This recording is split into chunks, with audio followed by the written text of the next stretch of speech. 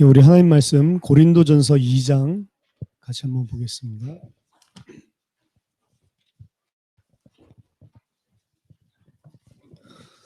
고린도전서 2장 1절부터 5절까지.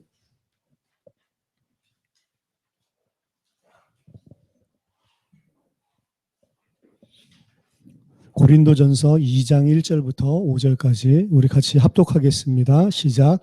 형제들아, 내가 너희에게 나아가 하나님의 증거를 전할 때에 말과 지혜의 아름다운 것으로 아니하였나니 내가 너희 중에서 예수 그리스도와 그가 십자가에 못 박히신 것 외에는 아무것도 알지 아니하기로 작정하였습니다. 내가 너희 가운데 거할 때에 약하고 두려워하고 심히 떨었노라. 내 말과 내 전도함이 설득력 있는 지혜의 말로 하지 아니하고 다만 성령의 나타나심과 능력으로 하여 너희 믿음이 사람의 지혜에 있지 아니하고 다만 하나님의 능력에 있게 하려 하였노라. 아멘. 바울이 메신저로서 말씀 사역자로서 가지고 있었던 중심이었고, 고린도 현장에 특히 들어갈 때 하나님이 이 마음을 주셔서 그 현장에 들어가서 사역을 하게 하셨습니다. 사도행전 17장에 보면 아테네에 가서, 철학의 도시에 가서 변론하고 철학적인 메시지를 증거하다가 사실은 실패했죠. 물론 거기에서도 사실은 열매들이 일어났습니다. 그렇지만 열매들이 일어난 것과 한 지역, 한 나라를 살릴 수 있는 제자와 교회가 세워진 것과는 다르기 때문에 사실은 바울이 마게도니아에 들어가고 나서 루디아 같은, 야손과 같은, 또 고린도에 들어갔을 때 브리스길라 부부와 같은 이런 제자들이 사실은 세워지지 않았거든요.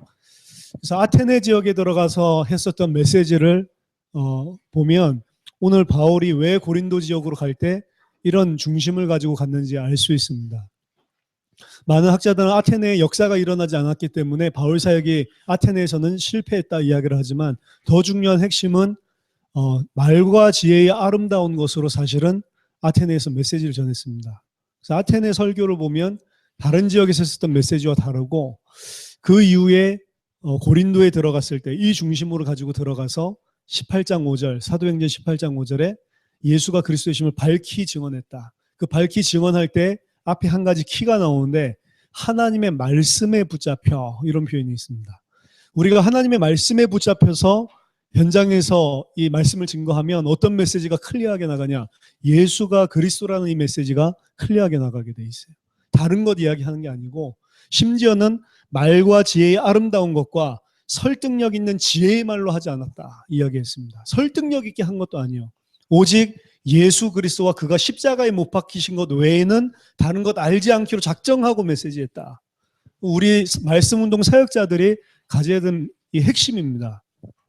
사실 그렇게 증거를 해가지고 이 사람을 뒤집을 수 있냐? 그렇게 해서 뒤집어지는 사람이야 이어야 한 지역을 살리고 세계를 살릴 수 있는 옥토기 때문에, 다른 것을 가지고 역사를 하고 다른 말씀을 가지고 영향을 줬을 때 일어나는 제자는 사실은 어떻게 보면 다른 도움이 필요한 사람일 수 있습니다. 그렇지만 딱 예수 그리스도와 십자가에 못 박히신 이 원색적인 복음 메시지를 전했을 때 뒤집어지고 일어나는 사람이다. 그렇다면 이 사람은 다른 게 필요 없는 거죠. 그 메시지가, 그 하나님의 말씀이 그 안에 흥황하여 세력을 얻고 그 사람을 움직여서 지속적으로 그 지역을 살리게 되어 있습니다. 그래서 사실은 이 메시지와 이 중심을 가졌을 때 하나님께서 고린도에 중요한 응답의 문을 여셨고, 평생 사역할 수 있는, 또 평생 동역자가 되고 식주인 역할을 사실은 했죠. 우리 브리스길라 아굴라 부부와 같은 이런 팀들이 만날 수 있도록, 또 그 지역이 살아날 수 있도록 역사하신 것 같습니다. 그래서 멋들어진 아름다운 말, 그리고 많은 본문과 그리고 성경의 굉장한 해석을 통해서 사실은 증거하는 것도 좋지만, 더 중요한 거는 예수가 그리스도라는 이 메시지가 어떻게 하면 선명하게 이들에게 전달될까? 내가 설득시키는 것도 아니고 어떻게 하면 정확하게 선포할까? 우리의 책임은 정확하게 선포했냐 안 했냐, 사실 거기에 있습니다. 우리 다른 책임은 없습니다. 우리가 이 사람들을 설득시키라는 말에 전혀 없고, 우리에게 모든 사람에게 증언하라고 이야기했기 때문에 정확하게 이 복음이 우리들을 통해서 모든 세계에 증언됐을 때, 온 세계에 전파됐을 때 끝이 나게 되어 있습니다. 그래서 우리의 말씀운동 사역자들은 다른 것보다도 항상 신경 써야 할 게 예수가 그리스도라는 이 복음의 핵심, 성경의 핵심이 어떻게 하면 클리어하게 전달되냐. 사실 그 생각만 하고 말씀 증거하시면 될 것 같습니다. 오늘 마지막 시간인데요. 29과부터 33과까지 좀 살펴보도록 하겠습니다. 29과는 가나안 땅에 오실 그리스도인데요. 출애굽기 한번 2장 살펴보겠습니다. 출애굽기 2장 23절에서 25절.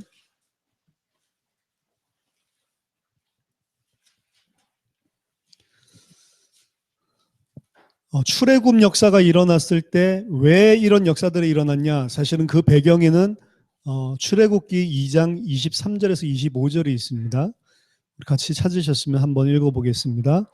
여러 해 후에 애굽 왕은 죽었고 이스라엘 자손은 고된 노동으로 말미암아 탄식하며 부르짖으니 그 고된 노동으로 말미암아 부르짖는 소리가 하나님께 상달된지라.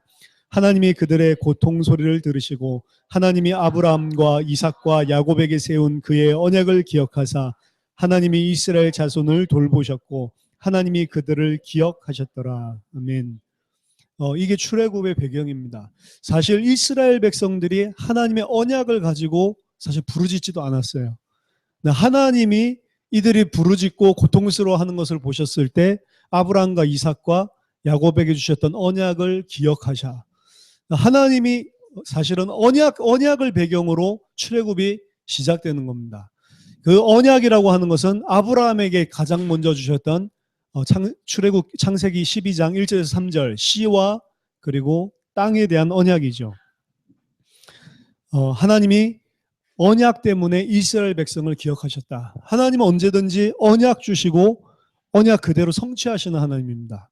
그래서 출애굽은 당연히 될 수밖에 없는 거고 또 가나안 땅 정복도 당연히 될 수밖에 없는 거예요. 왜냐? 하나님이 언약하셨기 때문에. 예수가 그리스도 모든 문제 끝냈다는 것도 언약입니다. 그럼 예수가 그리스도 모든 문제 끝냈다는 것은 당연히 진리고 당연히 그게 현실이고 그게 사실은 이 참이지 보이는 현실 상황 환경 전부 다 사실은 속는 거잖아요. 하나님은 예수가 그리스도 맞기 때문에 예수가 그리스도는 언약 붙잡고 그 믿음 가지고 순종하는 자에게 예수가 그리스도 대신 이미 이루신 그 십자가와 부활의 능력으로 함께 하실 수밖에 없는 거죠. 분명히 그 언약 붙잡은 자를 통해서는 무엇을 증인되게 하겠다. 그거 하시겠다고 약속하셨습니다. 예수가 그리스도를 언약 붙잡은 자는 이 땅에서 잘 먹고 잘 산다. 그게 아니고 그 사람 통해서 땅 끝까지 내 증인이 되게 하겠다. 약속하셨기 때문에 그 약속도 성취되게 돼 있어요. 신자가 할 거 하나밖에 없습니다. 언약 붙잡는 겁니다. 사실은 출애굽기 2장에서 하나님의 언약을 기억하셨는데 이스라엘 백성은 어땠냐? 이스라엘 백성 중에 언약 잡은 자 없었습니다. 심지어 모세도 사실은 언약 다 놓치고 있었죠. 400년 지나면서 하나님은 기억하시는데 인간은 어떤 수준이 돼버렸냐? 언약 다 놓쳐버렸단 말이에요. 하나님이 찾아오셔서 언약 하나하나 제대로 가르치시는 겁니다. 그래서 언약 붙잡은 자들을 통해 그 일을 하실 수밖에 없기 때문에 하나님은 다 하실 수 있지만 언약 주시고 언약대로만 하시고 언약 붙잡은 자를 통해서만 일하십니다. 그 하나님께서 하신 일을 보면 언약 안 붙잡은 자를 통해서 일하지 않았어요. 안 붙잡았는데 하나님 쓰셔야 된다. 그럼 붙잡도록 만들어서까지라도 붙잡게 만들고 붙잡았을 때 역사하신단 말이에요. 그게 하나님의 방법입니다. 그래서 가장 중요한 거는 우리가 하나님의 언약을 정확하게 알고 그 언약을 붙잡냐. 사실 이게 우리 신앙생활, 우리 인생의 모든 것입니다. 붙잡는다고 했을 때 이 조 목사님 잘 표현하시는 게 사도행전 1장 가지고 붙잡았다는 표현을 하죠. 이것 때문이라면 죽어도 좋다. 이것 때문이라면 내가 생명을 갖다 걸어도 괜찮다. 그게 붙잡는 거지. 알고 있다, 이해하고 있다, 기억하고 있다. 그게 언약 붙잡는 게 아닙니다. 그 모세가 언약이 없으니까 바로한테 가라고 하니까 죽을까 봐 두려워서 못 가는 거잖아요. 사실 언약을 다 놓쳤고 내용도 모를 뿐만 아니라 내용 가르쳐줘도 내용은 알았지만 출애굽기 3장에서 사실은 모세의 상태는 죽음 때문에 또 바로가 너무나 두렵고 상황과 환경 때문에 사실은 그 일을 못하는 상황이었다. 언약을 안 붙잡은 거죠. 사실은 이제 계속 하나님의 역사들을 보고 하나님이 가르쳐 주시면서 모세가 어느 순간부터는 굉장히 담대해지기 시작합니다. 이미 출애굽하기 전부터. 그래서 바로 앞에 서서도 큰 소리 칠 정도로 어느 순간에 이 모세가 뭔가 언약을 붙잡은 것 같다 이런 느낌이 출애굽기를 쭉 읽어보면 생긴단 말이에요. 근데 중요한 거는 모세와 소수는 이 언약을 붙잡았을지 몰라도 이스라엘 백성 거의 대다수는 언약 붙잡은 사람이 없었습니다. 상황 환경 보면 넘어지는 거죠. 가나안 땅에 오실 그리스도, 사실은 이 아브라함에게 주신 언약이고 구약에서 이야기하고 있는 모든 언약의 총 핵심이기 때문에 당연히 이스라엘은 가나안 땅에 갈 수밖에 없습니다. 아브라함의 자손으로 오신다고 하셨고 아브라함의 씨를 통해 대적의 문을 얻는다고 약속했기 때문에 아브라함의 자손 이스라엘을 통해 오신다고 약속했고 이스라엘은 애국 출애굽할 수밖에 없는 거고 출애굽해서 가만히 광야에 사는 게 아니라 가나안 땅에 살 수밖에 없는 겁니다. 왜냐? 그게 하나님 주신 언약이기 때문에. 그럼 이 언약만 붙잡으면 산다니까요. 아브라함에게 하나님께서 창세기 12장 1절 3절 두 가지 약속을 주십니다. 네 씨로 말미암아 큰 민족을 얻을 것이고 모든 족속이 그 네 씨, 네 후손들로 말미암아서 복을 받게 될 것이다. 두 번째로 가나안 땅을 주실 것을 약속하십니다. 이 두 가지 약속이 사실은 생명 그리고 땅, 정복, 우리로 치면 복음 그리고 전도, 세계복음화 똑같습니다. 아브라함에게 주셨던 언약이 아브라함과 같은 믿음을 가진 우리에게 동일하게 사실은 주어졌는데 내용도 똑같고 방법도 똑같고 구약성경 보면 볼수록 우리랑 똑같아요. 구약에 이상한 사람이 이 언약을 못 붙잡은 사람은 보면 우리 이상하다고 생각을 하거든요. 근데 이상한 게 아닙니다. 사실 우리도 계속 놓치고 있어요. 우리가 졸업여행을 갈 때 성지순례를 갔습니다. 이스라엘, 이집트 그리고 홍해 뭐 이런 것들을 쭉 다 보고 왔는데 이스라엘 그리고 이집트 내려가는 길에 한 8시간인가 버스를 타고 이동을 하는데 굉장히 덥습니다. 바깥에는 뭐 거의 50도예요. 찜통더위죠. 안에 에어컨이 있으니까 그나마 버스 안은 괜찮은데 잠깐 뭐 모래 언덕 같은 거 본다고 밖에 나가면 뭐 5분 이상을 못 있습니다. 그럴 정도로 굉장히 힘들단 말이에요. 근데 사람들이 물 계속 마시거든요. 제가 물반장이었는데 아줌마들 계속 물 갖다 먹는 거예요. 자기한테 할당량이 한 두 개 병밖에 안 되는데 물이 비쌉니다. 내려가는 길에 보면 모래바람 날리지 말라고 석유를 다 뿌려놨어요. 석유는 물보다 싸니까 물 뿌리면은 우리나라 같으면 모래 날리지 말라고 물을 뿌려놓을 건데 석유는 또 찐득찐득하니까 한번 뿌려놓으면 그대로 있으니까 석유를 다 발라놨더라고요. 야, 진짜 석유가 파기만 하면 나온다더니 대단하다. 이런 생각했는데 물이 훨씬 비싸요. 가스보다 그 버스에 뭐 주유소 휘발유 넣는 것보다 물이 훨씬 쌉니다. 훨씬 비쌉니다. 물을 비쌀 뿐만 아니라 살 곳도 없어. 8시간 내려가는데. 근데 한 3시간, 4시간 하니까 다 먹어버렸어요, 아줌마들. 저는 사실 한 통도 안 먹었거든요. 왜냐하면 좀 밸런스를 맞춰야 되는데 계속 없어지니까. 나는 한 통도 못 먹었는데 다 나갔어요. 이러니까 처음에는 이제 물이 이제 다 끝났다. 이렇게 했을 때, 아, 다 끝났구나. 이러다가 한두 시간 지나니까 막 불망의 소리 막 터지네. 물이 없다고. 물반장 누구야? 막 아줌마 소리 지르고. 난데 나 그 이야기 들으면서 더 열받고 나 일부러 먹지도 않았는데 자기네들이 몰래 계속 빼가가지고 다 없어졌는데 이래가지고 나머지 한 3-4시간 내려가는데 물 없다고 목마르다고 난리를 치고요. 그 사람들 다 신학생들이에요. 신학생 졸업생들이라니까. 졸업여행 간 거라니까요. 이래가지고 이 이집트 거의 도착할 무렵에 한국 식당이 있어요. 거기서 뭐 이 한국 식당 들어가자마자 사람들 다른 거 안 참고 물만 마시더구만. 얼음물을 딱 내주니까 물 막 벌컥벌컥 마시고 거기서 또 뭐 회가 나왔습니다. 그 사막에서 회 퍼먹고 막 이러더니 막 배부르다 막 이제 기분 좋아져 나올 때는 아이고 우리가 꼭 이스라엘이랑 똑같다 막 이러면서 입을 갖다가 탁 때려주고 싶다. 그나마 우리는 에어컨 있는 또 8시간 가는데도 그런단 말이에요, 수준이. 그럼 이스라엘 백성 3일 동안 마실 물이 없어가지고 막 부르짖고 이런다. 이거는 그것도 자기 때문이 아니라 애들이 있잖아. 자기 애들이 지금 막 목말라서 막 죽겠다고 우는데 이스라엘은 우리보다 훨씬 나은 거라니까. 어떻게 보면 수준으로 따지면 우리가 이스라엘 이때 이 모세와 여호와를 원망했던 이 사람들 못할 수 있습니다. 진짜로 중요한 건 뭐냐면은 언약 없으면 우리도 똑같다는 거예요. 언약을 붙잡는 믿음이 없으면 구약에서 우리들이 그렇게 욕했었던 이 사람들의 삶이나 우리의 삶이나 똑같은 겁니다.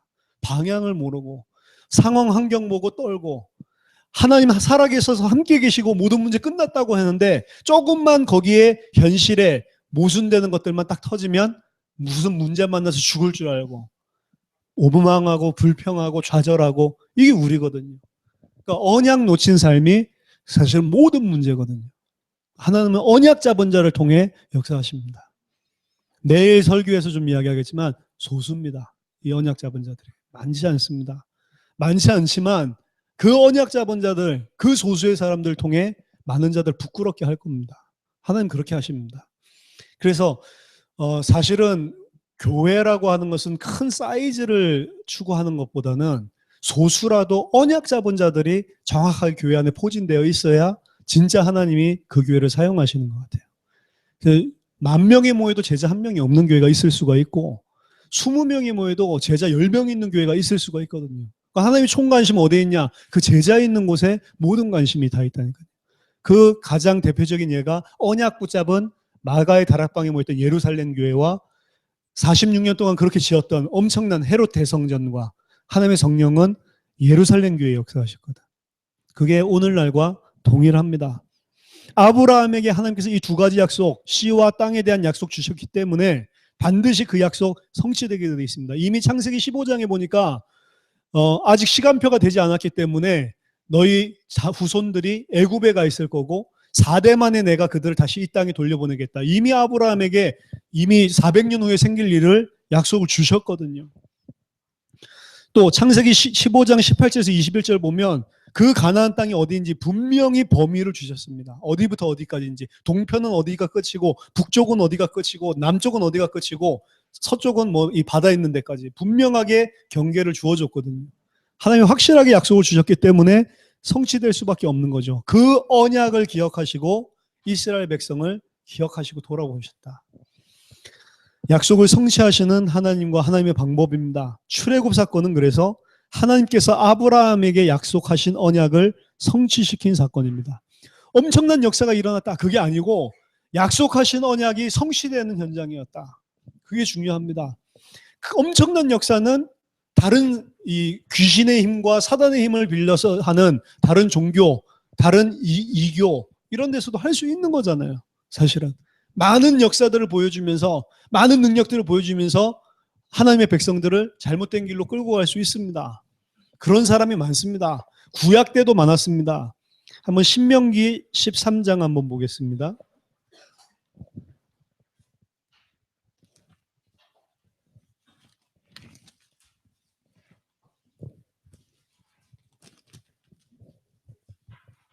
신명기 13장 1절에 보니까 너희 중에 선지자나 꿈꾸는 자가 일어나서 이적과 기사를 내게 보이고 그가 내게 말한 그 이적과 기사가 이루어지고 너희가 알지 못하던 다른 신들을 우리가 따라 섬기자고 말할지라도 너는 그 선지자나 꿈꾸는 자의 말을 청종하지 말아라. 이는 너희의 하나님 여호와께서 너희가 마음을 다하고 뜻을 다하여 너희 하나님 여호와를 사랑하는 여부를 알려하사 너희를 시험함이니라. 그러니까 꿈꾸고 막 능력 있고 이런 사람들이 일어나서 엄청난 이적과 기사를 베풀면서 결국에 사람들을 어디로 끌고 가냐? 하나님의 언약 놓치고 하나님 섬기지 않고 다른 것 쫓아가도록 만드는 일들이 일어날 것이다. 그 일을 하나님께서 허용을 해놓으셨다. 왜냐? 너희가 정말로 나를 사랑하고 내 언약을 듣고 내 말씀을 청정하고 여호와를 마음과 힘과 뜻을 다하여 사랑하는지 시험하기 위해서 일부러 허용해놨다. 말세 때에 이런 일들이 일어납니다. 진짜 하나님을 사랑하고 진짜 언약을 붙잡는 자, 그 사람이 누군지 하나님께서 알아보시기 위해서 허용해 놓는단 말이에요. 능력이 중요한 게 아니죠. 출애굽 현장은 능력, 엄청난 뭐 10가지 기적, 홍해가 갈라지다. 그게 중요한 게 아니고 언약이 킵니다. 언약. 이 언약을 이루시는 하나님의 사건이죠. 이미 씨에 대한 언약, 그 땅에서 생육하고 번성하고 온 땅에 가득하게 되는 축복을 출애굽기 1장 1절에 7절에 받았습니다. 그렇지만 아무리 생육하고 번성한다 할지라도 이스라엘은 그 땅에 있으면 안 되죠. 애굽에 있으면 안 됩니다. 가나안 땅에 반드시 가야 됩니다. 그래서 어려우니까 너무 힘드니까 이들을 구해낸 것이 아니고 언약 성취하기 위해서 가나안 땅을 처음부터 목표로 두고 하나님께서는 출애굽을 시키신 겁니다. 그래서 출애굽의 궁극적인 목적은 가나안 정복을 통한 하나님의 언약 성취입니다. 이게 굉장히 중요한 키입니다.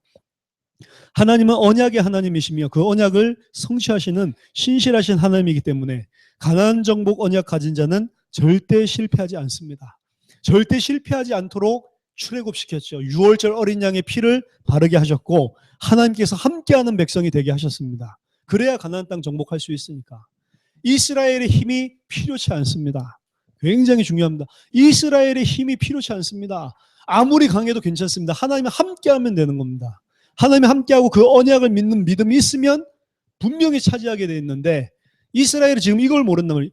6월절 어린 양의 피 바르는 순간 다 끝났고 하나님 함께 하신 건 다 끝났고 우리는 하나님 함께 하시기 때문에 약속하신 그 땅 들어갈 수밖에 없다. 요 언약을 딱 생명 걸고 붙잡으면 되는데 안 되니까 막바로 홍해 문제가 터지잖아요. 애국 군대가 추격을 하고 앞에는 홍해가 가로막고 있습니다. 하나님 왜 허락해 놓으셨냐? 이 믿음을 가지라고. 이 언약을 붙잡으라고. 깨달으라고. 근데 홍해 바다를 건너고 애굽의 병사들이 죽는 것들을 봤는데도 불구하고 육신의 구원은 받았는지 몰라도 진짜 하나님께서 주고자 하는 이 응답 받은 이스라엘 백성이 없었습니다. 광야에 물이 없게 만듭니다. 물이 없게 만들었다가 그 물도 물 없는 것도 아무 문제 되지 않는다는 것들을 보여준단 말이에요. 일부러 음식이 없게 만들었다가 만나 내려주면서 음식 없는 것도 아무 문제 되지 않는다는 걸 보여주시고 그 어떤 것도 문제되지 않는다는 걸 보여주시는데 계속해서 이스라엘은 문제예요, 문제. 그게 이제 이스라엘 백성이 하나님이 주시는 참된 응답을 못 받는다는 겁니다. 우리가 어떻게 보면은 이 수준일 수가 있습니다. 하나님은 다 끝났다. 내가 너희랑 함께한다. 요 믿음을 주시기 위해서 계속 이런 사건들과 그 응답과 하나님의 기적들을 허락하시는데 사람들은 뭐가 좋냐? 응답과 기적이 좋은 겁니다. 이게 어떻게 보면 요즘 기독교인들의 습상이랑 똑같죠. 똑같습니다. 문제 생기면 와서 하나님께 붙들어서 기도하고 해결되면 막 그것 때문에 좋아하지. 아, 내가 그 문제 때문에 이렇게 걱정할 게 아닌데 내가 완전히 육신적으로 불신자처럼 이방인처럼 내가 그 수준이었구나. 빨리 그걸 회개하고 바른 믿음, 예수가 다 끝냈구나. 십자가 부활로 다 끝났구나. 이걸 붙잡아야 되는데 문제 해결된 게 좋단 말이에요. 그게 일평생 돌아갑니다. 사실은 우리도 생각해 보세요. 많은 사람들 보면 엄청난 문제 왔다고 막 고민하고 막 염려하고 막 이렇게 하는 케이스들이 수년 전에 있었다니까. 근데 지금 보면 그 문제, 그것 때문에 죽은 사람 하나도 없어요. 하나도 없는데 오늘날 또 문제가 생긴다. 또 그것 때문에 죽겠다고 이러는. 그러니까 우리가 생각했었던 문제 때문에 죽었으면 이 자리에 못 앉아있잖아요, 사실은. 우리가 그 문제라고 생각했는데 그 문제 아니었단 말이에요. 말하자면. 근데 우리는 꼭 그거 생기면 죽는 줄 알았거든. 전 옛날 유리창 깨면 죽는 줄 알았다니까. 야구하다가 막 유리창 깨잖아요. 그럼 막 큰일 났다. 죽었다 오늘. 안 죽는데 그냥 유리창 깬 건데. 그러니까 수준에 따라서 그 문제를 가지고 계속 붙잡혀 있단 말이에요. 근데 그 문제 때문에 죽은 사람 없죠. 지금 인류 역사상 그 문제 때문에 죽은 그리스도인들 없습니다. 이스라엘 백성 물 때문에 음식 문제 때문에 애굽 때문에 홍해 때문에 죽은 자들 하나도 없었습니다. 추위 때문에 죽은 자 없었습니다. 더위 때문에 죽은 자 없었습니다. 뭐 때문에 죽었냐? 하나님의 언약을 믿음으로 붙잡지 못해서 죽어버렸단 말이에요. 마른 땅을 밟으면 홍해를 건너면서도 이들은 안 죽은 것을 응답으로 알았습니다. 그렇기 때문에 사흘 뒤에 마실 물 없으니 곧바로 원망했죠. 메추라기 만나를 또 반석에서 나오는 물을 마시면서도 늘 죽음이 두려워서 불신앙했고 결국 그들은 이러한 문제들 때문이 아니라 그들의 불신앙 때문에 광야에서 죽었습니다. 예수가 그리스도다. 모든 문제 다 끝냈다라고 하는 이 믿음, 하나님이 우리와 함께하기 때문에 아무것도 문제되지 않는다라고 하는 이 믿음, 나는 언약 때문에 사는 것이다. 내가 언약을 주신 언약 때문에 하나님께서 우리를 출애굽하셨다. 가나안 정복이 하나님의 언약이다. 요 믿음이 없이는 절대로 가나안 정복을 못한단 말이에요. 못하는 거 아시니까 하나님이 그 1년 출애굽하자마자 이 가나안 땅까지 가는 그 기간 1년이나 걸렸습니다. 시내산에 오래 머물러 있으면서 1년이라는 시간표를 하나님께서 딜레이 시키면서 여러 가지를 통해서 이 믿음을 갖다가 먼저 심어 놓으려고 했단 말이에요. 근데 1년 동안 10번이나 하나님의 목소리를 듣고도 청종치 않고 반역했다고 되어 있습니다. 결국에는 이 사람들이 가나안 땅 앞에 가니까 이 믿음이 없으니까 무너져 버리죠. 그래서 광야에서 40년 동안 전부 다 죽게 되는, 이 믿음이 없으면 가나안 정복은 불가능합니다. 이 믿음을 가진 여호수아와 갈렙, 결국에 그 하나님의 시험과 40년 광야 생활 통해서 얻어낸 열매가 딱 이 두 사람입니다. 여호수아와 갈렙, 소수죠. 200만 명입니다. 전쟁할 수 있는 20세 이상 된 사람만 60만 명이었습니다.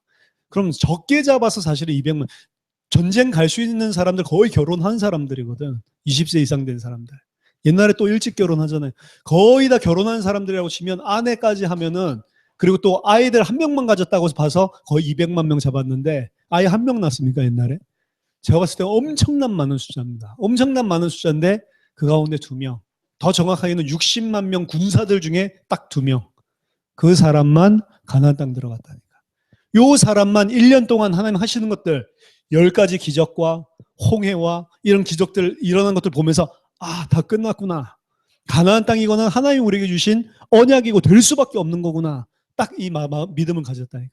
여호와가 우리와 함께 하시면 들어갈 수 있다. 저들의 신은 떠났고 여호와는 우리랑 함께 하신다. 이게 있었잖아요. 그러니까 이 믿음이 없이는 절대로 가나안 정복이 불가능하다. 우리가 당대 세계복음을 하는 것도 똑같습니다. 이 믿음 없으면 예수가 그리스도 되셔서 우리의 모든 문제 다 끝냈다. 우리가 이 땅 사는 이유는 하나다. 세계 정복하는 거다. 전 세계를 이 복음으로 살리는 거다. 사실은 여기에 대한 이 키가 진짜로 없고 하나님이 함께 하시기 때문에 진짜 이 일을 우리를 통해 하실 것이다. 이 믿음이 없으면 세계 복음화는 불가능하다. 근데 이 믿음을 가졌다. 반드시 그 사람을 통해서 하신다니까. 심지어는 로마 시대 때 이 언약 가지고 있었던 자들 죽었는데도 불구하고 복음을 못 전했어요. 잡혀가지고 죽는데, 근데 그 죽는 현장에 성령이 역사해서 사람들이 그 죽는 모습 보고 뒤집어졌다니까. 이 믿음 가지면 반드시 열매가 일어나게 돼 있습니다. 왜 가나안 정복에 대한 언약이 그렇게 중요하냐? 아브라함과 그의 자손에게 약속하신 땅이었기 때문에. 특히 그의 자손 씨는 궁극적으로 그리스도를 뜻하는 것입니다. 가나안 땅은 바로 메시아 그리스도가 오실 땅이기 때문에 반드시 이스라엘이 정복해서 그 땅에 살고 있어야 되고, 그러므로 가나안 정복은 뭘 의미하냐? 오실 메시아의 땅을 준비하는 겁니다. 이스라엘은 가나안을 정복해야 돼요. 그래야 그 땅에 메시아가 오신단 말이에요. 메시아 오실 땅을 준비하는 겁니다. 우리도 똑같습니다. 이 시대의 신자들도 세계복음화를 통해 다시 오실 그리스도의 땅을 준비하는 겁니다. 그 언약 붙잡은 자를 통해 하나님이 준비하신단 말이에요. 온 세상에 복음이 전파되고 난 후에 끝이 온다고 약속하셨기 때문입니다. 이 약속을 붙잡는 믿음, 이 믿음 가진 자들 절대 실패하지 않습니다. 그리고 하나님이 아십니다. 어디에 있어도 아신다고.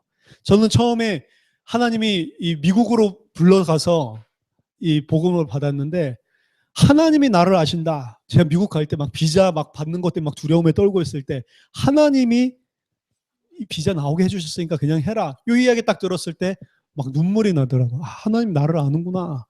이 꼴짜기에 박혀서 살고 있는 아무것도 아닌 나를 아시는구나. 하나님이 아신다니까요, 우리를. 그것도 마음 깊숙한 곳에 뭐가 있는지 아신다고 되어 있습니다. 하나님은 그래서 속지 않습니다. 그렇기 때문에 진짜면 너무 쉬운 거예요. 가짜면 절대 안 되는 거고, 내가 진짜로 하나님을 신뢰하고 진짜로 하나님을 믿고 정말 하나님의 말씀에 순종하고 청종하는 주의 종이 맞다. 그러면 쉬운 겁니다. 그러니까 세계복음화가 진짜로 이 믿음 가지지 않은 사람에게는 어려운 것일 수 있어도 진짜 믿음 가진 거에는 다른 게 필요가 없잖아요. 믿음만 가지고 있으면 되는 거니까 가장 쉬운 것이고 가장 좋은 것입니다. 그래서 출애굽 목적이 가나안 땅, 모든 포커스가 오실 그리스도에 맞춰져 있었다. 우리도 똑같다. 자, 30과입니다. 참 왕 되신 그리스도. 시편 82편을 한번 같이 찾아보겠습니다.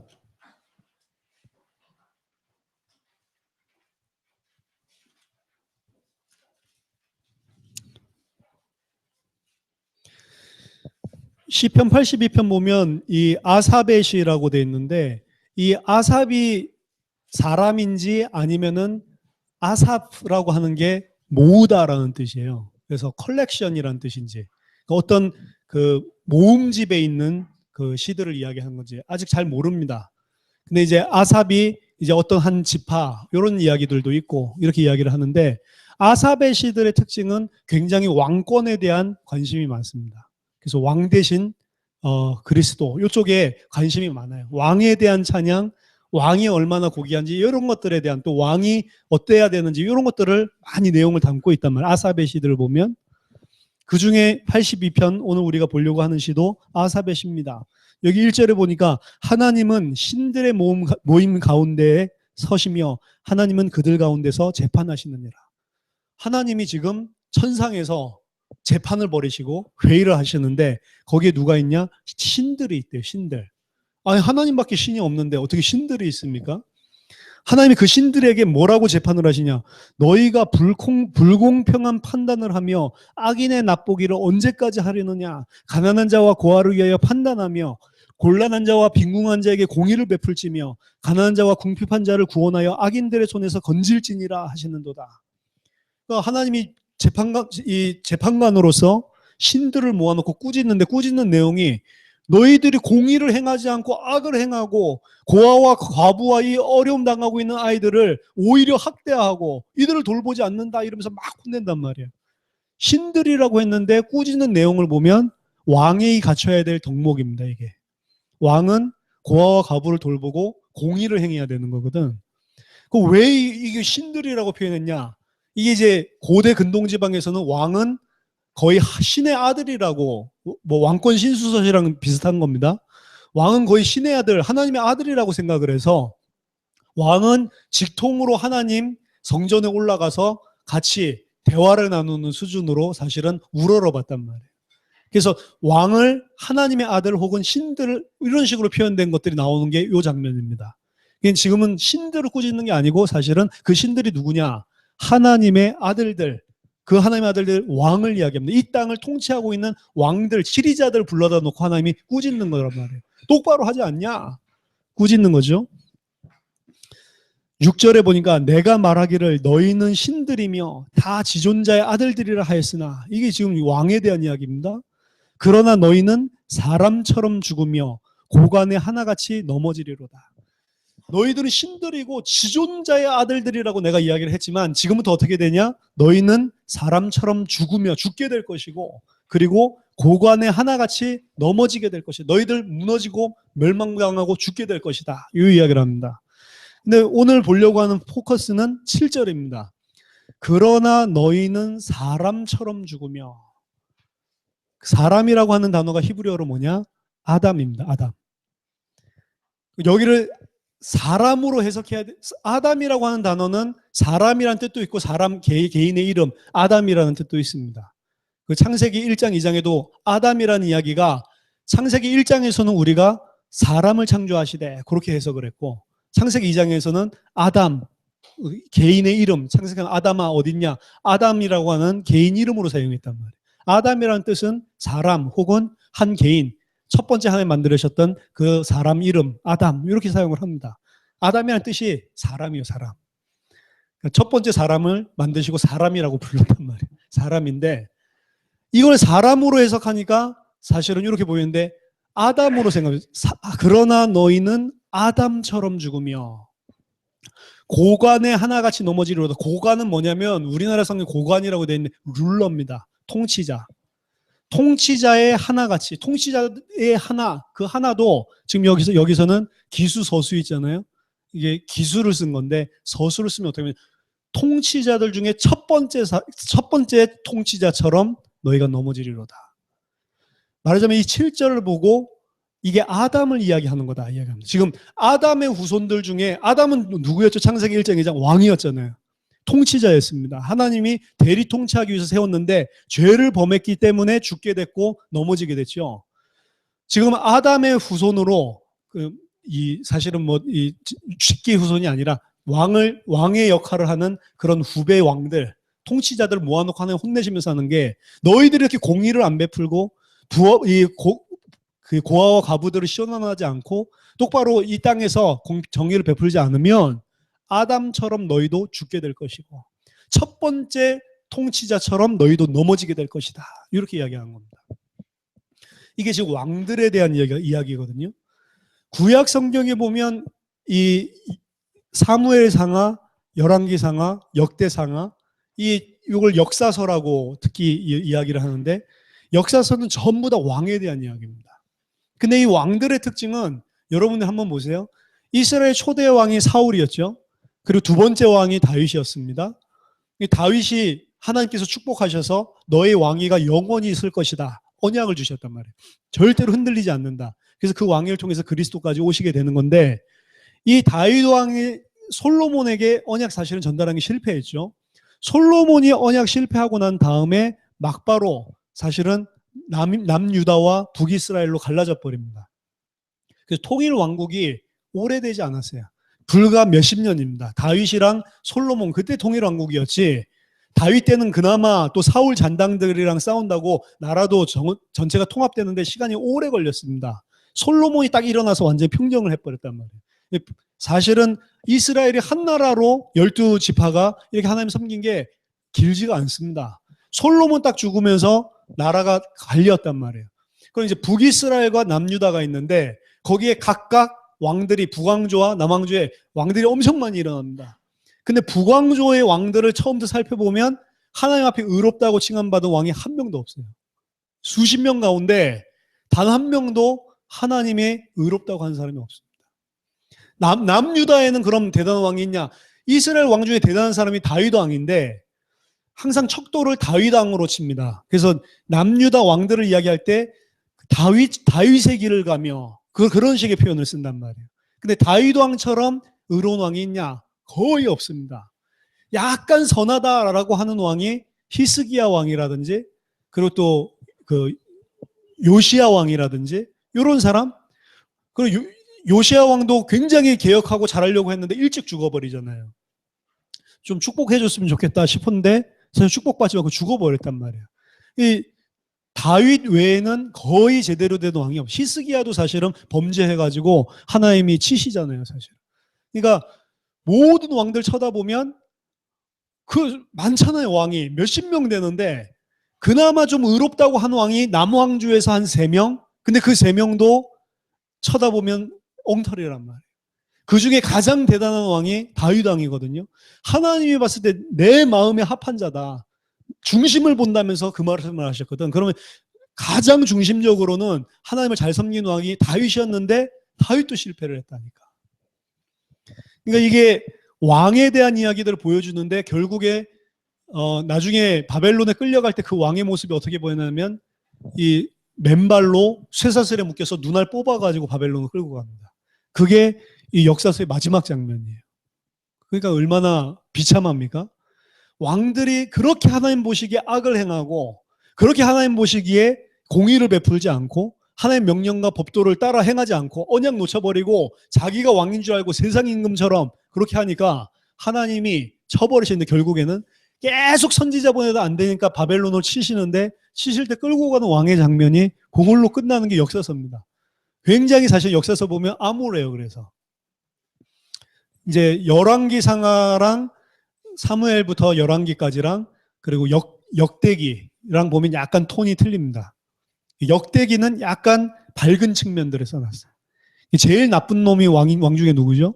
성경에서 문하세가 가장 악하다고 이야기를 합니다. 근데 이 문하세도 이 역대기에 보면 이 애굽으로 끌려갔던가 그러고 나서 회개를 해. 아, 내가 이렇게 살면 안 되는구나. 이래가지고 회개하고 돌아오는 장면이에요. 그러니까 뭔가 역대기서에서는 왕들이 뭔가 하나님 앞에 다시 바로 쓰려고 하는 이런 좀 밝은 측면들을 보여줍니다. 그게 이제 메시아를 기대하는 사상이 고조됐었던 그 시기에 쓰여졌던 책이라서 그래요. 사실은. 그 앞에 열왕기상하 이거는 이스라엘 망하고 이때까지 바로 쓰인 거라 너무 낙담해가지고 왕들이 이것들 때문에 우리가 망했다 이런 측면으로 쓰여졌다면 이제 역대기서는 이제 하나님이 참 왕을 보내실 시간표가 왔다. 이런 관점으로 쓰여진 게 역대기란 말이에요. 둘을 읽어보면 비슷하죠. 여러분 그냥 이렇게 읽고 나서 까먹고 나서 읽으면 너무 똑같죠. 근데 같이 딱 비교해서 보면 틀린 말들이 너무 많아요. 그걸 보면 아 지금 이게 역대기서는 다른 메시지를 주고 있구나. 이걸 알게 되어 있습니다. 그 역대기서는 우리가 가진 책에는 열왕기서랑 붙어 있는데 히브리 원래 책에는 구약성경 제일 끝에 있어요. 그러니까 제일 끝에서 오실 메시아 참왕을 기대하는 책이 역대기서입니다. 크로니클. 참왕 대신 그리스도. 그리스도의 직책이 참왕, 참제사장, 참선지자 이 세 가지 직분이거든요. 그중에 구약성경은 참왕 대신 그리스도에 대해서 참왕 대신 그리스도가 와야지만 된다는 것에 대해서 계속 이야기를 하고 있는 책입니다. 구약성경 다른 책에서도 이야기를 하고 있지만 특별히 사무엘, 열왕기, 역대기 이런 역사서에서 이야기를 많이 하고 있고 시편도 굉장히 왕에 대한 이야기를 많이 하고 있는 책입니다. 사실은 하나님이 이스라엘에게 왕을 허락하셨죠. 근데 이 왕을 허락하는 장면을 보면 우습습니다. 사사기 때를 보면 가나안 땅에 들어가서 점령 전쟁을 하고 어느 정도 지배적인 위치를 차지했지만 어느 정도 지배적인 위치를 차지했을 때 이 사람들 언약 다 놓쳐버리죠. 사실 하나님이 그 사람들 살려두지 말라고 그랬는데 다 살려서 종으로 쓰고 진멸할 수 있는 능력이 있는데도 일부러 정복 안 하고 막 이런 일까지도 벌어집니다. 그러고 있다 보니까 하나님이 그 사람들을 통해서 이스라엘이 언약 놓치셨을 때마다 일어나게 해가지고 계속 전쟁을 터뜨린단 말이에요. 어려움 당하면 이 사람들 고통받아서 하나님께 부르짖습니다. 부르짖으면 하나님이 사사를 보내주죠. 사사를 보내주면 사사는 거의 전쟁 영웅이에요. 사사기를 보면 사사가 일어나면 적들을 물리치고 우리 백성들 보호하고 그때는 전쟁이 없고 평안한 이런 시간표가 옵니다. 사사 죽자마자 어떻게 되냐? 또다시 우상으로 돌아갑니다. 그러면 또다시 이 민족의 침입을 받고 괴로우니까 막 부르짖죠. 부르짖으면 하나님이 또 사사를 보내요. 이게 반복이 되는 사이클인데 그 반복 사이클 중에 하나 가장 중요한 게 이스라엘은 단 한 번도 회개를 하지 않습니다. 그냥 고통스러우니까 부르짖어요. 아 미치겠다 죽겠어 이거지 회개했다는 소리가 하나도 없습니다. 하나님 앞에 진짜로 무릎 꿇고 겸비했다는 소리가 하나도 없어요.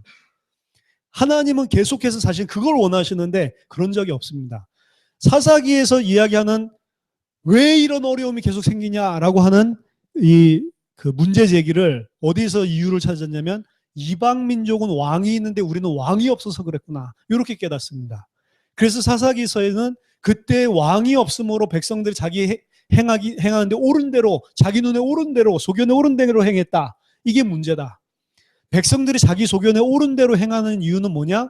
왕이 없기 때문이다. 왕만 있으면 우리 안 그럴 건데 이렇게 생각을 한 겁니다. 틀렸죠 사실은. 잘못 본 겁니다. 그렇기 때문에 사사시대가 지나고 사무엘상 들어가면 백성들이 이제 담대하게 나와서 사무엘한테 우리한테 왕 달라고 요구를 합니다. 사무엘이 굉장히 화를 내죠. 하나님이 우리 왕이다. 어떻게 해서 이방인처럼 왕이 세워지면 너희 어떻게 되는지 아냐? 왕이 너희 딸들을 그리고 너희 아들들을 필요에 따라서 다 징병해서 가지고 가고 너희들의 재산들을 갖다가 착취를 할 수 있고 너희들을 갖다가 거의 종처럼 부려먹는데 그 자리를 인간이 어떻게 쓸 수가 있냐? 하나님이 서야지. 이래가 아니다. 그래도 우리는 왕이 있어야 된다. 사사 있으면 우리가 살 것 같고 없으면 죽을 것 같았는데 왕이 있으면 이게 대대로 물려주잖아요. 그러니까 우리는 살 것 같다. 이렇게 생각을 한 겁니다. 그래서 사실은 왕을 달라고 하는 요구 자체가 자신이 우상 숭배하는 그 죄, 계속 사사기에서 범했던 그 죄 때문에 사실 이 문제가 생긴 건데 그 죄는 회개하지 않고 왕을 줘서 우리가 평안하고 잘 먹고 잘 살게 해달라. 사실 이 목적으로 왕을 요구합니다. 하나님 안 해주셔야 되는데 하나님 허락해 주십니다. 왜 그러냐? 하나님이 앞으로 왕을 통해 이스라엘 전체를 축복하고 왕을 통해 이스라엘 전체를 저주하고 그래서 그전에는 백성의 죄들을 다루는데 열왕기상 그 왕이 세워져서 사무엘로 들어가면 그 역사서로 들어가면 하나님이 어떻게 하시냐면 왕에 따라서 백성을 축복하기도 하고 왕에 따라서 저주하기도 합니다. 그게 이제 아담이랑 똑같은 거예요. 아담이라고 하는 왕이잖아요. 통치자가 있는데 아담 한 명이 실수하니까 전 인류에게 문제가 왔듯이 이스라엘도 이제는 누구에 따라서 이 나라의 명운이 바뀌냐? 왕이 하나님 앞에 어떤 믿음을 가졌냐? 어떤 자세를 갖추고 있고 어떤 겸비함을 가지고 있냐? 여기에 따라서 하나님 축복하기도 하고 저주하기도 하는 거예요. 왕으로 모든 걸 씁니다. 백성들이 잘못했기 때문에 나라 치는 법이 없습니다. 왕이 잘못했는데 백성들이 죽어나간다니까. 그게 이제 왕정시대를 주신 이유고 진짜 참왕이 필요하다. 사실은 이거를 백성들은 육신의 요구로 왕을 요구했지만 하나님은 참왕이 너희들에게 필요하다는 것을 깨닫게 하기 위해서 사실은 줍니다. 이 그리스도를 보여주시기 위해서 그리스도가 필요하다는 것을 깨닫게 하기 위해서 허락해 놓으신 거죠. 이스라엘은 참왕 대신 하나님을 버리고 이방 나라들처럼 인간 왕이 있으면 전쟁에서 승리하고 강대국이 될 줄 생각했습니다. 본질적으로 그래서 이스라엘 왕정 시작 자체가 우상 숭배에 왕을 구하는 죄악 하나를 더함으로 시작된 것입니다. 이들은 오직 육신의 평안, 응답, 축복만을 위해 살았습니다. 하나님께서 백성들의 말대로 왕을 허락하셨죠. 그래서 초대 왕으로 사울이 세워집니다. 사울이 세워졌는데 제비뽑기로 했거든요. 제비뽑기로 해서 사울이 세워진 사울은 원래 키는 멀대같이 큰데 소심하고 좀 약간 숫기가 없는 이런 사람이었어요. 자기 계속 꼽힐 것 같으니까 키가 크니까 계속 쭈그리고 있다가 막 숨어 있다가 나중에 끌려 나오죠. 그 딱 쳐다보는데 생긴 건 멀쩡한 놈이 완전 겁쟁이란 말이에요. 이스라엘이 요구하는 왕은 누구죠? 지금 블레셋이라든지 이런 데를 갖다 막 지금 다 이기고 우리를 잘 먹고 잘 살게 해주는 이 왕인데 이게 지가 왕 된 것도 부끄러워가지고 숨을 수준이란 말이에요. 그러니까 이건 아니다. 이래가지고 분명히 제비뽑기 해서 왕으로 선택했다 했는데 인정을 안 한다니까.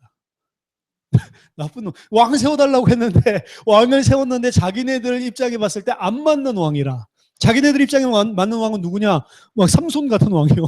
뭔가 낙이 턱 뼈가지고 막 블레셋 300명 막 쳐 죽이고 막 이런 사람을 원하는데 키는 크고 좀 괜찮은데 이게 허우대만 멀쩡하지. 이 완전히 그 최홍만 선수가 무슨 옛날에 그 격투기 하던 그런 수준이라. 이렇게 싫어하는 거예요. 근데 하나님께서 이 사울 왕을 통해서 이 역사를 보여주시죠. 사무엘상 11장에서 11장 1절 15절 보면 암몬 사람들을 이 사울이 데리고 나가서 이 하나님의 신을 받아가지고 충만해져가지고 완전 대파하는 장면이 일어납니다. 그러니까 당장 마음이 싹 바뀌어요. 아, 사울이 우리 왕이다. 이래가지고 그때서야 비로소 사울을 왕으로 추대하는 일이 벌어집니다. 사울이 왕이 되고 난 다음에 백성들의 요구를 아주 잘 들어줍니다. 모압, 암몬, 에돔, 소바 왕과 블레셋 가는 곳마다 다 이겨버리는. 그러니까 와, 왕이 있으니까 우리도 되는구나 이렇게 생각. 너무 좋아했던 이 사울 왕을. 하지만 육신적으로는 그렇게 많은 일들을 했는데 이 사울은 하나님 보실 때는 악한 왕이란 말이에요. 하나님의 명령에 하나님의 말씀에 순종하지 않는 왕이었습니다. 그래서 사무엘이 전쟁 중에 늦게 오니까 백성들이 막 동요하고 이러니까 자기가 제사장도 아닌데 자기가 제사를 드려버리죠. 사무엘이 나중에 굉장히 꾸짖습니다. 사실 자기가 늦게 와놓고 계속 안 오니까 백성들은 막 이 제사 안 하고 싸울 수는 없겠다 막 이러는데 안 오니까 그래가지고 드렸는데 나중에 늦게 온 사무엘이 엄청 뭐라고 하면서 막 저주하죠. 그게 왜 그러냐?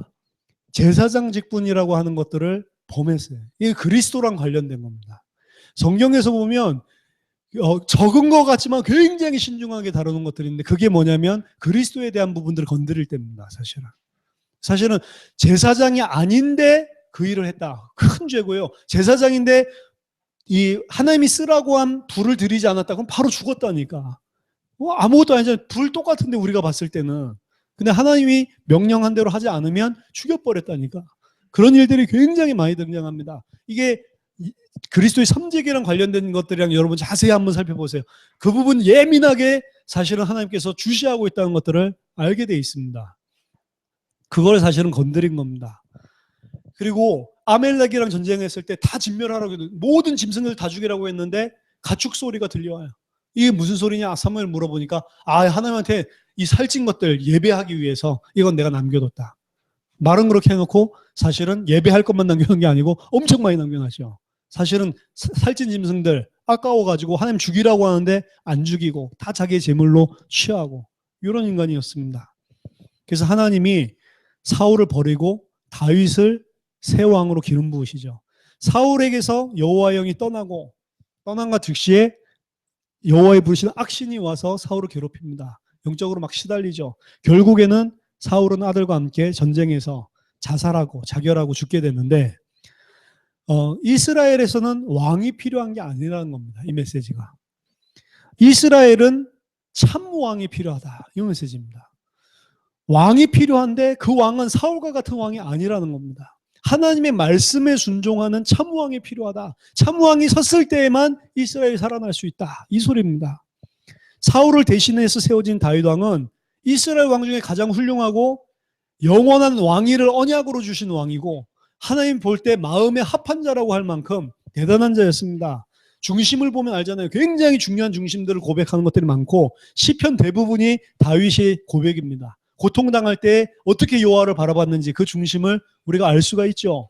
하지만 이스라엘의 가장 위대한 다윗 왕이었지만 이 다윗 왕도 하나님 앞에 큰 범죄들을 취합니다.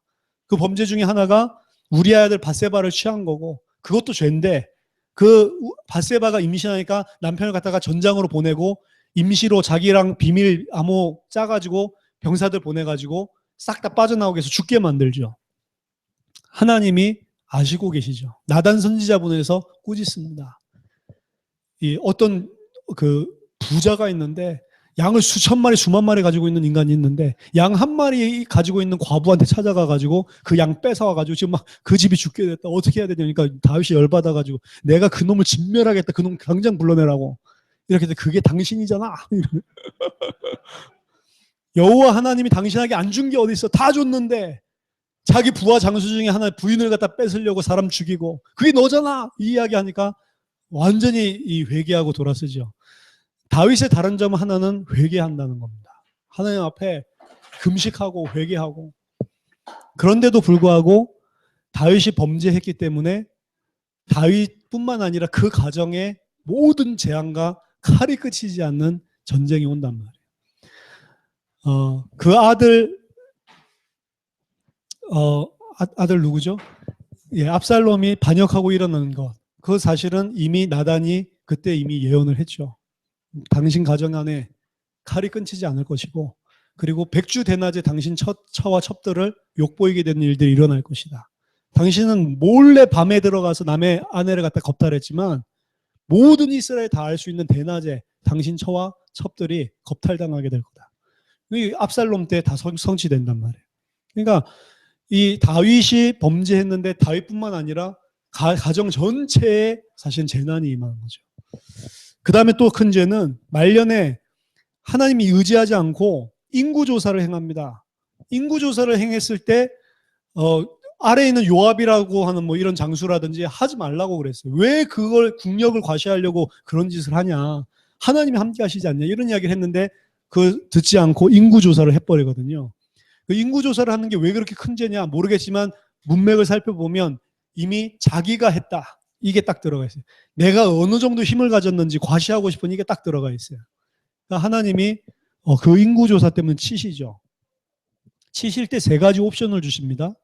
첫 번째 옵션은 네가 이 그 세 달 동안 왕위에서 쫓겨나서 뭐 쫓겨다니면서 뭐 그 어려움 당할 거냐 뭐 또 뭐 세 가지 옵션 뭐 주는데 하나는 자기가 지극히 개인적으로 고통을 짧은 시간에 그렇지만 자기가 다 받아야 되는 거고 두 개는 나라에 좀 문제가 생기고 세 번 이 백성들이 다 감당해야 되는 건데 뭘 선택하냐 백성들을 갖다 칩니다.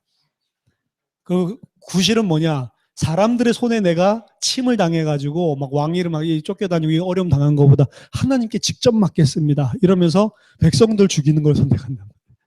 이래가지고 하루 만에 7만 명이 죽어나가죠. 그래서 여호와의 사자가 와서 이스라엘 백성을 전염병으로 치는데 칼을 뽑고 섰다고 했거든. 칼을 뽑고 섰는데 이 칼 뽑자마자 첫날부터 7만 명이 죽어나가. 하루 내리실 재앙이 아니거든. 어떻게 되겠습니까? 그걸 선택했단 말이에요. 나쁜 놈이죠. 나쁜 왕이라니까. 그러니까 왕 한 명 잘못 세웠는데 아무 죄 없는 7만 명이 죽었다니까. 자기가 인구조사 다 해놓고.